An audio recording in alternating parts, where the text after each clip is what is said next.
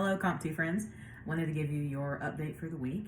If you have not already taken the quiz over the sci-fi short story that you read and participated in the discussion about it over on the Discord, those two things need to be done by 11:59 p.m. tonight.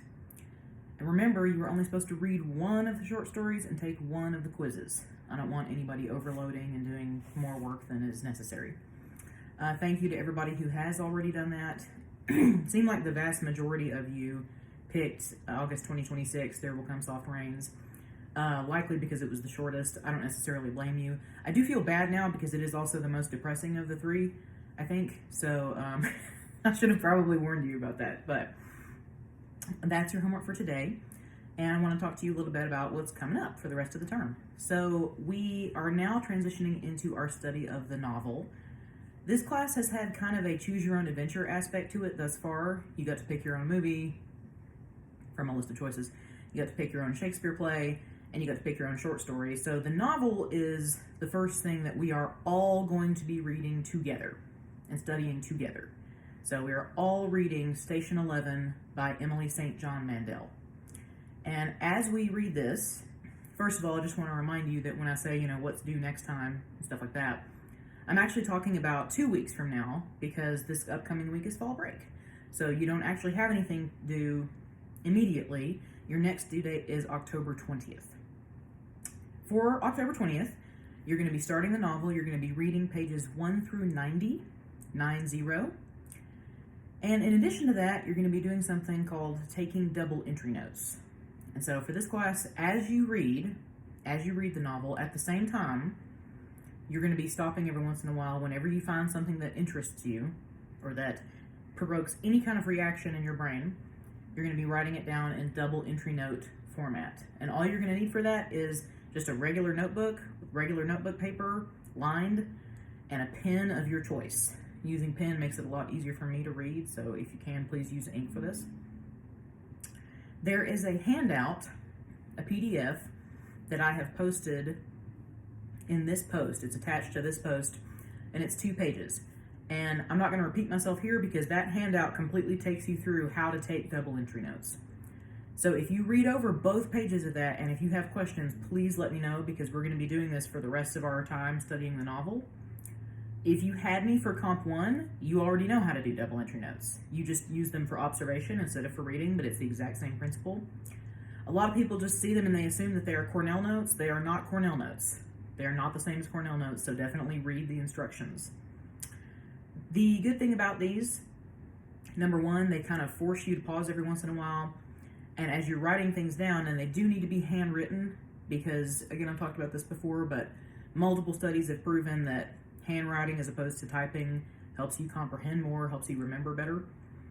But as you take these notes, it will actually help you kind of pause and comprehend what you're reading better as opposed to just, I don't know if you ever do this, but sometimes I'll be reading something and my eyes will be following the lines, but my brain will have just already gone off on its own separate universe and I won't even notice, and then I'll be like, dang it, and I'll have to go back and restart. So these notes kind of prevent that from happening as much, and since you are going to have to take a quiz over every reading, it helps you remember what you're reading. Number 2, it's good for your grade. Every time that you do the required amount of notes and you turn them in on time, you get 2 points added to your grade, period. So it's not judged, it's not edited, you just get points for doing it. And so that can kind of offset things like bad quiz grades or bad paper grades. That can kind of help. So what you're going to be doing is following the instructions in the PDF that's in this post. When you make your notes, I'm going to be looking for every Tuesday that we're in class, at least 3 pages of double entry notes. That doesn't mean like 3 fronts and backs. That means like a front of a page, a back of a page, and a front of another page. That counts as 3 pages. And you can write as many pages as you want, but I'm looking for at least 3 per time, and that's how you will get full credit for that. When you are done with them, you'll take a picture of them or scan them and just send them to me in whatever way is convenient for you.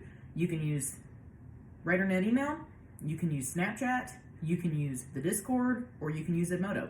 It really doesn't matter to me as long as I get them by the 20th at 11:59 p.m. and that goes for all the Tuesdays that we'll be doing this.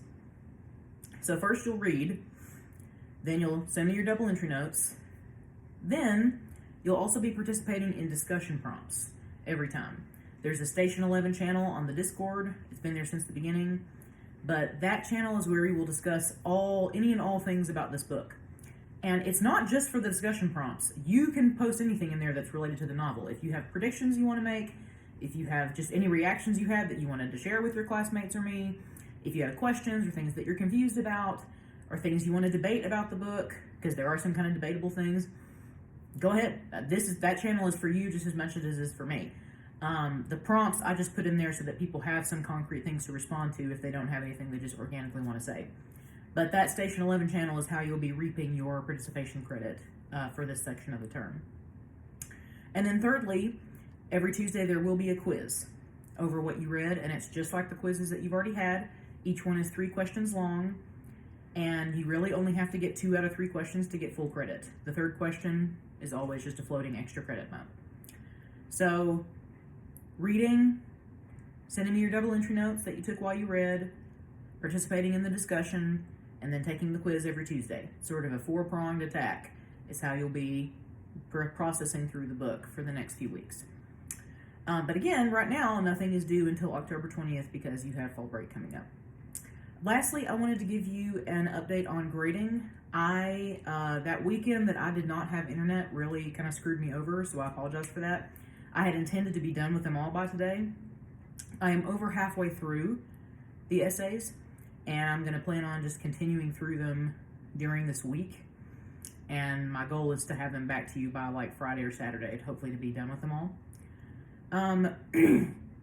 Remember, when you get your grade, don't panic because you have the option to revise.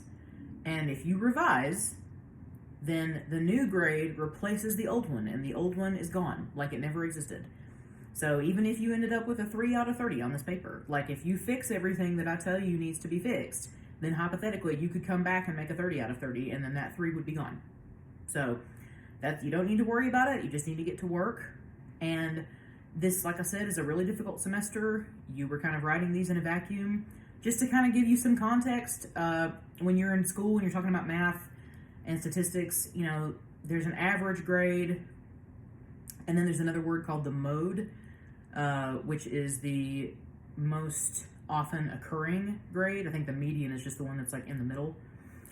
So the mode for this assignment thus far has been somewhere between a 21 or 22 out of 30, which is like a D plus or a C minus.